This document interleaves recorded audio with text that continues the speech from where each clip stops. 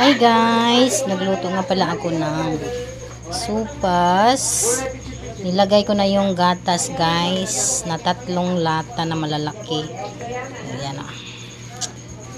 Para ni unya sa mga nagpilar.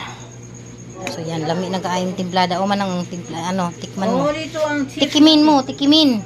No, ang ating patikmin ay si Manoy Junior. O, anong sarap?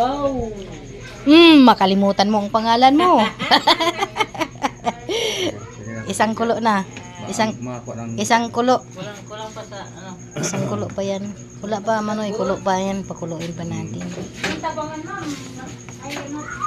Isang kulo lang. Okay na.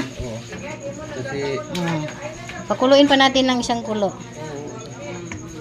Tikimin niya ulit ang sabaw guys. Tikimin mo mabuti. Sarap? Okay na? Kunting asin. Yan, konti lang. Kuhan mo kanto to? Itang kutsarita. Isang kutsarita. Yan. Wala kulang to. Huwag mo na pakuluin ang gas. Huwag na daw pakuluin ng mabuti. Isang ano lang. Hindi pa naman kumulo. Isang kulo nga lang. Wala pa, di ba kumulo? Kalagay ko lang ng gatas. Gatas ng ina mo.